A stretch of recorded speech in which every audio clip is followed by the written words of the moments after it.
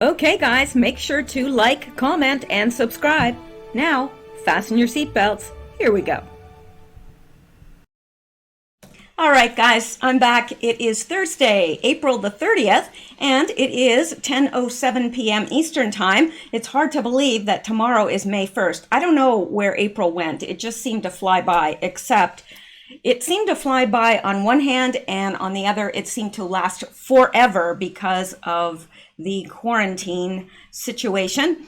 Anyway, what we're going to be doing tonight, now I do want to preface this by saying that Q has been posting nonstop. There's a lot of new Q posts, but I just realized that about an hour ago, and I thought, well, if I stop and do these Q posts and get that ready, it'll be so late that most of you are not going to be able to see it until tomorrow anyway. So what I'm going to do is I'm going to save that for tomorrow and bring you the two other videos that I have prepared. They're both on the shorter side, so that's good. Now, the second one, I'm hoping that I'm able to get across what I've been thinking about today. I really had an epiphany about what is happening and how they are trying to discombobulate us. They're trying to cause cognitive dissonance, and we will get into that in the second video. It is not, it's a little bit different than I've done in the past, but I think it's important and I do want to get it out. All right, and I do have some people to thank. I had 2 coffee donations, Orange Peel and Anne, thank you very much, and 3 new Patreon subscribers, which is great because this month we've actually lost some and others have reduced their pledges, and I get it. I totally get it. I mean, people are out of work and they're having a hard time feeding their families and, you know, making their bills. So I get it, and don't ever feel obligated in any way. I am more concerned with you having what you need. The Lord always has looked after me and always will, I am quite certain. So anyway, I was happy to see these 3, and we had 2 yesterday. So Silver Springs, and I'm not sure how to pronounce that last, maybe it's Megalanus, I'm not sure. Lester Peterson and Kim Cassidy. Thank you very much, and thank you to all you guys who contribute in one way or another. It's not all monetary. Some of you guys pray for this program, and that is very, very much needed. So thank you very much.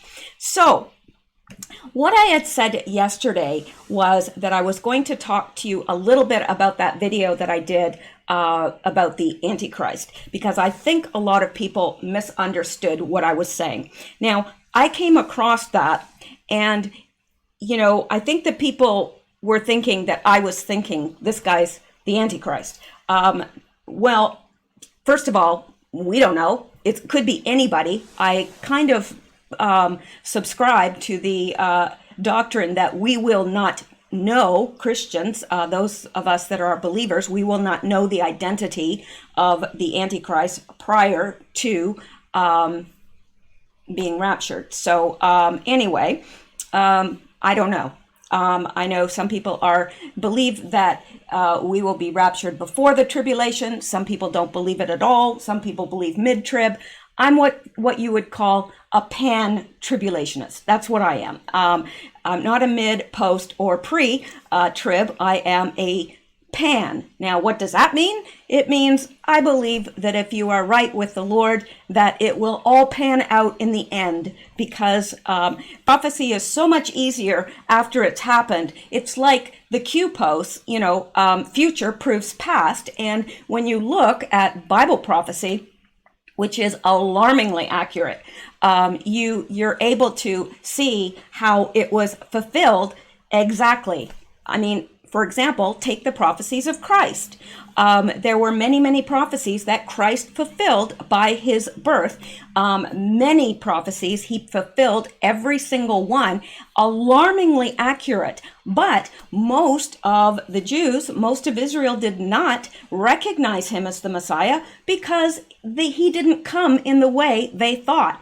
They were looking for a political Messiah. They were looking for someone that would take their side against Rome and lead them politically against their enemies. That's what they were looking for. So when this meek and mild Savior came, and he's no wimp. He's no wimp. I mean, people like to portray him like he's some cosmic wimp wringing his hands. No, he's not at all. But they just didn't expect him to come the way he came. So anyway, that's what I am saying about this guy. He could be, but there's probably a very slight chance in that. The reason it interested me and the reason I brought it to you was because of something called British Israelism. Now, that book that I was describing to you in that video that was called The Antichrist and a Cup of Tea, that is what that entire book is about. I was able to find it, and I was delighted because I probably had, like thousands and thousands and thousands of books that I had to get rid of when I left Louisiana to come back up here because it was just too expensive to move all my books. And I couldn't afford here because the housing is so much to buy all that extra room just to house my books. So I had to pick and choose what I saved. And I'm so glad that I chose that one because it is actually quite fascinating. Anyway, what they go into in that book is something called British Israelism. Now, British Israelism is a heresy. It's heresy. It goes against the acceptable doctrine of the Bible. But I'm going to show you what it is so you'll know why I was so alarmed by this, because it fits in with what some people believe. They're waiting for a Messiah, and they believe that this new Messiah, who is actually the Antichrist, will sit on the throne of England. So, and there's actually even songs and hymns written about that. In fact, they sang one at the 2012 Olympic ceremonies there. And the one that was so new agey and strange. Of course, it makes a lot more sense if you go back and look at it now, because you can see how they were foreshadowing the coming pandemic. But anyway, I digress. Let's take a look at this, and then I'm going to move on from that. I just want to explain this to you, that I'm leaning more towards this man that is claiming all this being, now, I don't know. He could be perfectly sane, and he could be who they're intending on using in that role. Because remember, there's a lot of people that say that they are planning to deceive Christians. Look up Project Bluebeam, and you will know. Look at what happened with the Pope when the Pope when the Pope spoke at Easter. You could only see him like right straight on, one-dimensional, and then he disappeared, which was very odd. And most people, like myself, believe that that was a hologram. And of course, they do have that technology. That technology has come so far now. So they are planning to fool Christians into thinking that Revelation is being fulfilled. And now, I don't know, that's why it takes so much discernment to know, okay, is this them trying to fool us, or is this happening organically and this is fulfilling prophecy? So let me just go through what British Israelism is, and I'm hoping I'm not further confusing anybody.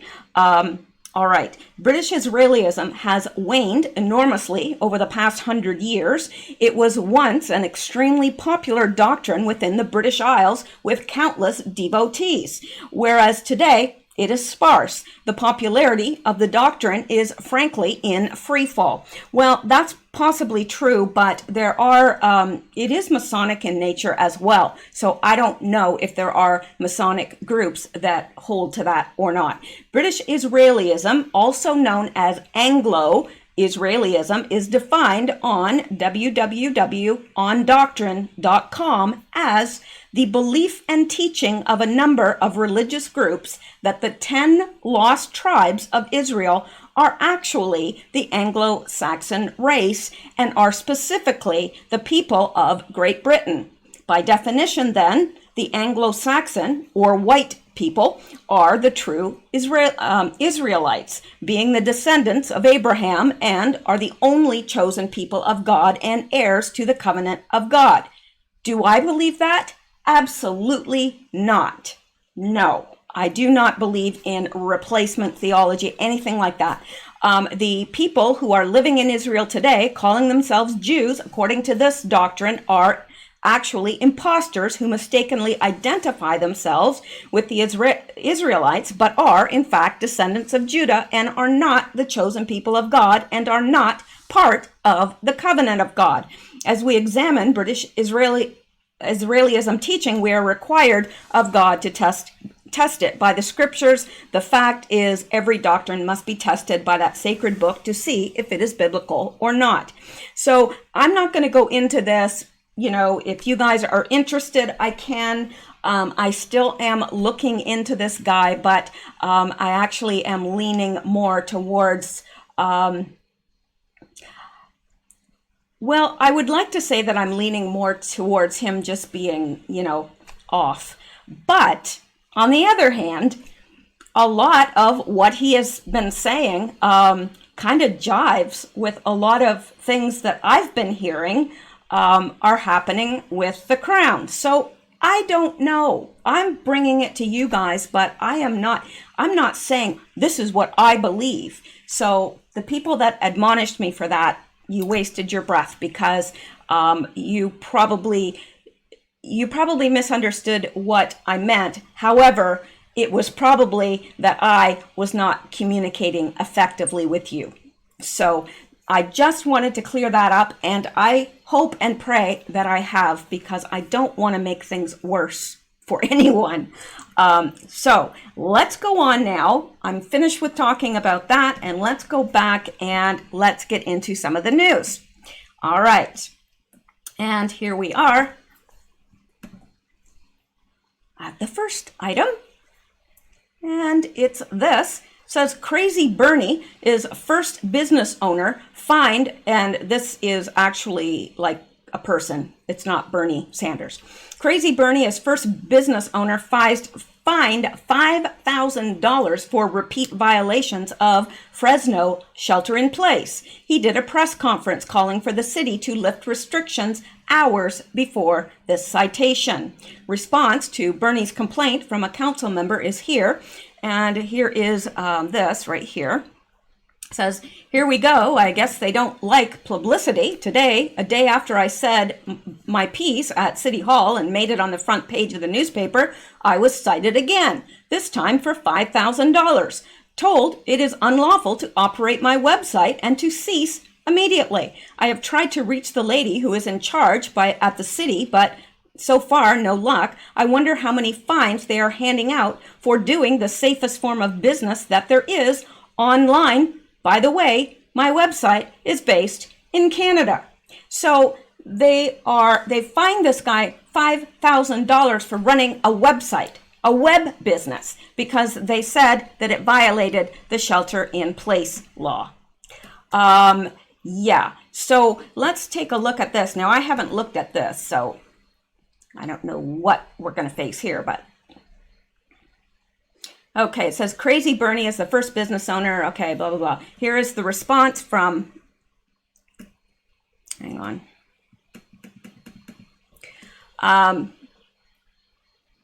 Here's a response from City Council member Miguel Arias about what happened Tuesday. Crazy Bernie's Furniture was issued a notice on 3/31/2020, a 1,000 citation on 4/23/2020, and a 5,000 citation today, 4/29/2020. Each of our visits have been pursuant to complaints received. We have received 4 complaints about this business since the emergency order went into effect. Today alone, we received this furniture store plus 3 other Pursuant to complaint, since we began enforcing emergency orders, we have issued notices to 28 furniture stores, just like the notice issued to Crazy Bernie's. 2 of those stores, A Better Bed and Furniture for You, were issued 1,000 citations when found to not be in compliance after receiving notice. I spoke with Bernie this afternoon and explained that he cannot continue to do curbside pickups, which is what led to today's citation. He stated he understood and would discontinue to avoid further citations. I also explained how to appeal the citation. He expressed his concern about being targeted after appearing at City Hall yesterday. I explained that we are complaint-based enforcement and responded to a complaint received for his business today as well as for several other furniture stores. He was kind and our conversation went well, but he did express his financial hardship and frustration with the emergency orders. He also stressed his connections with attorneys and media. Well, and I hope that he does contact. Well, he's obviously making it known, but I hope he contacts an attorney as well, because that's ridiculous. Curbside pickup, my gosh, the furniture stores around here, they will deliver to the outside of the building. You have to go outside yourself and get it because they won't allow them to come in. So it's contactless. There's no contact with anybody. And there's several businesses doing that. How is that any different than people that order food and have it delivered to their home? It's no different at all. So I just think it's crazy. And this thing has gone way too far. It's gone way, way too far. That's what I think. All right, let's go back now and go to the next item. And breaking, former FBI General Counsel James Baker has flipped. Durham is building conspiracy case on all of those who lied to the court. Now, this is good news. It is very good news, because if they are breaking this now, like we've known that that's what they were doing, but everyone else hasn't known. Well, now it's coming out. So that means the punishment phase cannot be far behind, I don't think. All right, let's take a look at this. Or not. Crazed Dr. Okay, that's not what we need. Let me see here. Sorry. Okay, where do we start here? Former U.S. Attorney Joe DeGeneva was on the Howie Carr show this week, and he provided some more inside information regarding General Flynn's case and the unraveling of the coup to remove President Trump from office. Is that where this starts? Yes. All right. Had to be sure. Former U.S. attorney was on with Howie Carr again this week, and he dropped some more bombshells about the current investigation of the investigators involved in removing President Trump and his team from office, or they tried to anyway. They were not successful, thank goodness. DeGeneva discussed the Durham investigation and said at the 5:30 mark that Durham is building a conspiracy case, and anyone who lied to the court will be indicted for obstruction of justice charges, and well, they should. The bottom line is this. It's unfolding, and what's happening is what Durham is actually doing. He's painting a picture, and not every one of these acts is going to be a specific separate crime, but they are going to be what's called overt acts in a conspiracy. One, to defraud the United States government. One, to deny the civil rights of Trump and Flynn and Page and a bunch of other people. At the 8:55 mark, DeGeneva drops another bomb when discussing the notes that were released today that shows the government was actively working to frame General Flynn. Now, we've known that for a long time. Those of us that have been following Q, which is probably most of you, not all, have known this, but it's now coming out, and it's interesting how people are reacting to that. DeGeneva, Baker is now working with Durham. James Baker, the former general counsel. Carr, he's flipped. DeGeneva, who is the target? who was a target, is now understandably cooperating because he was looking at a boatload of criminal charges once these notes were discovered. And by the way, these were the notes that the FBI director, Chris Wray, and Dana Buente did not want turned over. At the 10:30 mark, DeGeneva discussed the General Flynn case that is falling apart on the Mueller gang as we speak. General Flynn was set up and framed by Obama's deep state. He was illegally spied on and coerced into a guilty plea by the Mueller gang and his then attorneys by threatening to arrest and indict his son. Neither Flynn or his son committed any crimes. During a status hearing before his sentencing date, the judge overseeing his case went crazy, accusing General Flynn of treason. DeGeneva explains, "I have no idea what's in the mind of Judge Emmett Sullivan, who used to seem like he was really disinterested kind of noble guy. He proved that right in the Ted Stevens case, but his comments during the final status hearing before he set a sentencing date for General Flynn were so awful and so fundamentally stupid, and we found out. We did an analysis, Victoria and I did an analysis of these statements he made on the record. We got the transcript. Remember when he came out and he accused the general of committing treason and started asking him a series of questions that the prosecutors, who were fumbling, they didn't know how to answer him? He said in a series of statements, the judge did, exact words, line for line, that Rachel Maddow had said the night before on her show when commenting on the upcoming Flynn hearing. It's scary. And if that's what this guy is looking at before he comes out on the bench, he came out after a break and apologized for using the word treason, but his conduct since then has been bizarre. I don't know whether this guy's sick, old, or not ready for prime time anymore. It seems to be a disease that's prominent in Washington, D.C. Biden can't talk. Pelosi can't talk. The judge in the Flynn case can't talk. It's amazing. DeGeneva went on to suggest that the president is going to pardon Roger Stone or do something before he's put in jail. The judge in that case, Amy Berman Jackson, was horrible, as we've reported numerous times at this news site. Obama crooks in the deep state. Okay, what is this? Obama's crooks in the deep state, FBI, DOJ, and intel communities cannot go to jail soon enough. If they committed treason, they should be dealt with promptly. And I know we are all on the same page as far as that's concerned. We all want justice, and we want justice very, very soon. I think we are fatigued with all this. All right, let's go back, and here's a strange story, very strange, and this came out a few days ago, actually.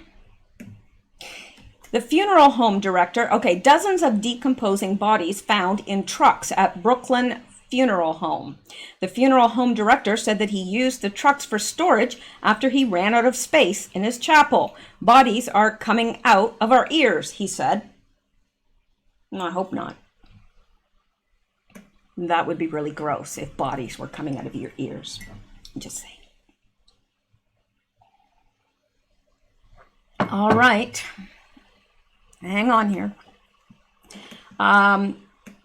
This was yesterday, so it's not that far long ago. The call came in shortly after 11 a.m. on Wednesday. A terrible stench was coming from a pair of trucks parked outside a funeral home on Utica Avenue in Brooklyn. When the police arrived, they had made a gruesome discovery. Inside the truck, a U-Haul rental and what seemed to be a tractor trailer were several dozens decomposing bodies. The New York State Department of Health, which regulates funeral homes, was also called to the scene in the borough's Flatland section to determine whether the funeral home was handling the remains appropriately, and it issued 2 summonses, according to a law enforcement official briefed on the investigation. The spectacle of dead New Yorkers left to decay in broad daylight in rental trucks on a crowded street in Brooklyn underscored the scale of challenge facing the city as it tried to absorb the effects of the CV pandemic. More than 17,000 people in New York City have died so far maybe, from COVID-19, the disease caused by the virus. Mayor Bill de Blasio on Thursday morning described the discovery of the bodies as a horrible situation that was absolutely unacceptable. They have an obligation to the people they serve to treat them with dignity, he said, of funeral homes. I have no idea in the world how any funeral home could let this happen. Eric L. Adams, the Brooklyn Borough president, that said he arrived at the Andrew T. Cleckley funeral home around 5:15 p.m. on Wednesday, and found police officers and other investigators had sealed off the streets like a crime scene and were examining the tractor trailer and the U-Haul. Yeah, it appears the truck was full, Mr. Adams said. They were trying to use U-Haul as a backup. He added, this is traumatizing to family members. Yeah, no doubt. Howard Zucker, the state health commissioner, said on Thursday that the health department had not received complaints about the funeral home in the past. He added that the agency was now investigating the business, which could face fines or have its license suspended. The Brooklyn District Attorney's Office is also looking into the incident. A spokesman, Oren Yaniv, said the owner, Andrew T. Cleckley, said in an interview on Thursday that, like other funeral directors in New York, he had been overwhelmed by the relentless tide of bodies during the pandemic. Mr. Cleckley said he had used the trucks for overflow storage, but only after he had filled his chapel with more than 100 corpses. Something's not right about that story. I mean, really not right. Yeah, I don't get it. I really don't get it, because anytime, both my dad and my brother have passed away, and when they passed away, it was just the bodies went from the hospital to the funeral home. They were, my brother was cremated, and it happened very, very rapidly. So, I don't get that. But maybe we're not meant to get it. All right. Okay, let's move to the next item. And here we go. Of course, they are master hypocrites. Michelle Obama asks DC residents to stay home while Barack goes golfing. Like I said, it's one rule for them and it's another for everybody else. Okay, former First Lady, Michelle Obama and former President Barack Obama do not appear to be on the same page regarding Washington, D.C. stay-at-home orders. Michelle Obama recorded a message for Washington, D.C. residents urging Americans to stay home, even though her husband went golfing in Virginia 2 days earlier. Remember, we urge you to stay home, except if you need essential health care, essential food or supplies, or to go to your essential job, she said in a message released on Monday. Thank you, and please stay home, D.C. And why should we listen to her? Or him, or whatever. DC residents, if you have any CV symptoms, you can get a free test by calling 1-855-363-0333 at Michelle Obama is helping us to get the word about free testing and reminding residents to stay home, DC, except for essential trips for food, medicine, or exercise, or in the case of Obama, golfing. On Sunday, Politico's Playbook shared a photo of former President Obama playing golf in Virginia Saturday. Obama is a member of the Robert Trent Jones Golf Club in Gainesville, Virginia, where some golf courses remain open despite Maryland and Washington, D.C. closing off their facilities. Reports of the obvious discrepancy skyrocketed after Fox News host Tucker Carlson called out the Obamas on his show Wednesday. It didn't seem to occur to her that those standards might also apply to her family. Well, of course it wouldn't occur to her, Carlson said, and that's why she didn't mention essential trips to your country club. Yeah. I would like an essential trip to a hairdresser is where I'd like to be, but hey, maybe that's just me. Are any of you getting shaggy out there? Yeah, I don't trust myself to cut my own hair. I've done it before. Didn't work out well. So, yeah. Anyway, well, hello. Look at his little fur's growing back there where they shaved, and you can barely even tell where the stitches were. So he's doing real well. He's still on some pain medicine. He has his days, but he's doing real well. And he's got full range of motion in that joint. So apparently he's going to make a full recovery. And I'm so happy because it would have been a complete crime to have him put down at his young age. He's only a year old and a wonderful cat. So yeah, I was glad that someone could do that for him. I just couldn't stand by and watch him suffer. And here, they're only allowing the veterinarians to do surgery if it's an absolute emergency. The first vet that I went to said, nope, it's not an emergency, even though they later found out that not only had the ball of his joint in his back leg had disintegrated, and that was a genetic thing.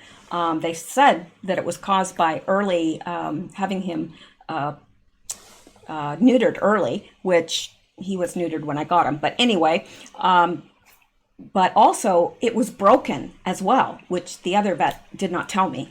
So I don't know how any vet could allow a cat to be in that much pain and just say, no, it's not essential surgery. But the second vet that I saw was so good, and she ended up being a specialist in that type of surgery. And and she made it, I mean, it was a lot of money, but it was affordable. I mean, I didn't have to sell an arm or a leg or my firstborn child, which I don't have any children, so that would be quite something. All right, I digress. I'll stop, with the, okay. It's been a while since he laid down there during a show, so I was just so excited. Okay. And here we are. Okay. It seems like I do this to you guys every night, and I apologize. I really, really apologize, because I don't know if you're anything like me. Seeing Nancy Pelosi, it isn't the highlight of my day. Not in any stretch of the imagination. It really is disturbing. Let's listen to what she has. Prepare to be disturbed. Prepare to roll your eyes. First, she's not wearing a mask. Neither is her colleague. Oh, they don't look like they're standing 6 feet apart, do they? Mm-mm. Next, she's so pissed off she almost lost her dentures a couple times. She's shaking, quivering, tremulous. Finally, they don't care what you or anybody says. They're in charge. Yeah, well, that's pretty much how it is all the time with Pelosi. She thinks she's the big dog. She's just the flea on a dog. That's all she is. All right, let's listen to her. I don't know what it is with this scarf. Maybe that's what she's using as her, I don't know. But it seems like since Dr. Burke started wearing a scarf, she started wearing a scarf. It could be her mask. Who knows? Let's listen to her. As far as Biden is concerned, how do Democrats square with the idea? And notice that right away she's playing with her mouth. I don't know why. Watch her. And she does not look good here. Either she's missed her substance, the substance that they take. Either she's missed that, or I don't know, but even her eyebrows look lower today. Maybe they just fell, They might get tired just standing up there. It's like breasts, like by the time you're over the hill, your breasts just give out. And man, you have the same problem too, like furniture disease, your chest falls into your drawers, like, come on. So anyways, maybe that's with her eyebrows. Maybe they just, after a while, it's just so strenuous on her skin to hold them up that they just fell. Could be, not sure. Anyway, it's like fallen arches, except it's fallen eyebrows. Yeah, okay. Is a concern. How do Democrats square with the idea that they're essentially they're standing by Biden, but they're using a comparatively different standard with. Okay, it's very hard to hear the question, but this reporter is saying, how do you square this? Because basically the approach that they're taking with Biden is very different than they took with Kavanaugh. With Kavanaugh, when you demanded a investigation on Justice Kavanaugh, And look at her eyes. very similar, She's ticked. Allegation came out on him. Well, let me just say, I respect your question, and I don't need a lecture or a speech. Here's the thing. I have complete respect for the whole Me Too movement. I have 4 daughters and 1 son, and there's a lot of excitement around the idea that women will be heard and be listened to. Right. There is also due process, and the fact that Joe Biden is Joe Biden. There's been statements from his campaign, or not his campaign, but his former employees who ran his offices and the rest, that there was never any record of this. There was never any record. And that nobody ever came forward, or nobody ever came forward to say something about it apart from the principal involved. I am so proud. The happiest day for me this week was to support Joe Biden for President of the United States. He's a person of great integrity, a great concern for the American people. He authored the Violence Against Women Act when he was the chair of the Judiciary Committee in the 90s. He has been an advocate for funding it all along since then. And I believe that he will be a great president of the United States. He is the personification of hope and optimism and authenticity for He's a personification of dementia. Values. So I want to remove all doubt in anyone's mind. I have great comfort level with the situation as I see it, with all the respect in the world for any woman who comes forward, with all the highest regard for Joe Biden. And that's what I have to say about that. Thank you. But she's just so dismissive, like, yeah, I don't need a lecture from you. And notice how she's so dismissive, like she's the queen. It irritates me so much. And, you know, they didn't give Brett Kavanaugh the benefit of the doubt, even though this woman was nuttier than a fruitcake. She seemed like this had traumatized her whole life, somebody lowering their pants. If that happened, and I don't believe it did, because she doesn't know when it happened, where it happened, the date it happened. None of her friends, she didn't tell anybody for 30 some years. None of her, even her friends say that it didn't happen. But yet, Tara Reid, she had, she told her brother. Her mother called in to Larry King. She knows exactly when it happened, where it happened, how it happened, everything. Big, big difference. But notice how all these Democrats that were just so gung-ho against Kavanaugh, now, well, what kind of what is that supposed to mean? Well, Joe Biden is Joe Biden. Yeah, Joe Biden's probably always been Joe Biden, right? Crazy. And you can tell that she is so angry. Anyway, enough of that. Sorry, I hope you don't have nightmares tonight. Let's look at this. Now, this is a comparison of that and what she said about Kavanaugh. So after we've watched that, we can now, let's look at this, because I think this is worthwhile. It's 2 minutes and 49 seconds, but I think it's worth every minute. And so let me. Kavanaugh, when a very similar allegation came out on him. Well, let me just say, I respect your question, and I don't need a lecture or a speech. We're here to show our respect for all women who have a case, have it respected, for due process, to investigate, to find the truth, not fear it. Here's the thing. I have complete respect for the whole Me Too movement. I have 4 daughters and 1 son. Well, good for you. And there's a lot of We're happy for excitement around the idea I'm sure they're that women will be heard Oh, and be they're so listened excited. to. But what's happening here has lifetime impacts. The crimes themselves, the allegations that have been made are about offenses that have a lifetime impact. There's also due process, and the fact that Joe Biden is Joe Biden. There's an allegation made against a person. An allegation, as I said. And hang on here. Who is this woman? And is she a woman? Because I see an Adam's apple. I don't know who that is. I've seen her before, but I'm not sure who it is. So if anybody knows who that is, could you just put it in the comments? I've seen her before many times, but I don't know who she is or he is. Anyway, let's go on. Before that has lifetime impact on a person to be violated in that way by a person who wants a lifetime appointment to the Supreme Court.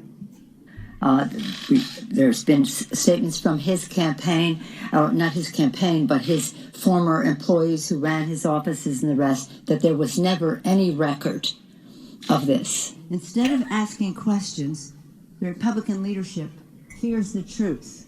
There was never any record. And not that true. Nobody ever came forward, or nobody... Really? They're so afraid of the truth, and they're so afraid of a woman, Dr. Christine Blasey Ford, for the truth that she Two-door will Ford. tell.